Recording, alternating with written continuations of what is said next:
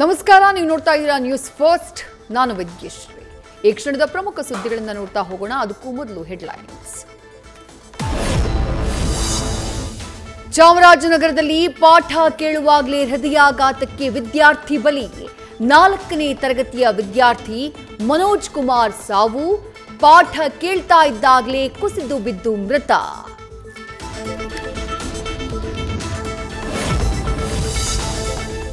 Congress high command ಅಂಗಳಕ್ಕೆ CP Yogeshwar ಕುಟುಂಬದ ದೂರು. ಕೆಪಿಸಿಸಿ ಕಚೇರಿಯಲ್ಲಿ ಸುರ್ಜೇವಾಲಾ ಭೇಟಿಯಾಗಿ ದೂರು ಕೊಟ್ಟ ಪುತ್ರಿ ನಿಶಾ, ಪತ್ನಿ ಮಾಳವಿಕಾ.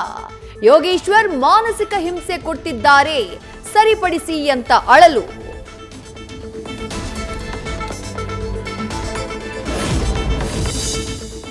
ಮಂಡ್ಯದಲ್ಲಿ ಕಾರ್ಮಿಕ ಸಂಘಟನೆಗಳ ಪ್ರತಿಭಟನೆಯ ವೇಳೆ ಮಹಿಳೆ ಪೇದೆಯ ಫೈಟ್.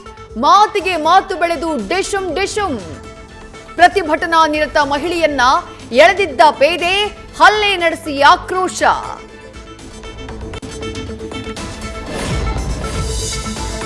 ಬೆಳಗಾವಿಯಲ್ಲಿ ಒಂದೇ ಕುಟುಂಬದ 3 ಆತ್ಮಹತ್ಯೆ ಪ್ರಕರಣ. ಅರ್ಧ ಕೆಜಿ ಚಿನ್ನ ತಗೊಂಡು ಹೋಗಿ ಮೋಸ ಮಾಡಿದ್ದ ರಾಜು, ಚಿನ್ನ ಕೊಟ್ಟವರಿಂದ ವಾಪಸ್ ನೀಡುವಂತೆ ಒತ್ತಡ.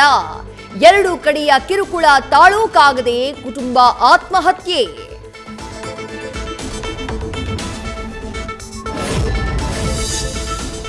ಗುಜರಾತ್ ಸೇತುವೆ ಕುಸಿತ ದುರಂತದಲ್ಲಿ ಹೆಚ್ಚಾಗ್ತಾ ಇರೋ ಸಾವಿನ ಸಂಖ್ಯೆ.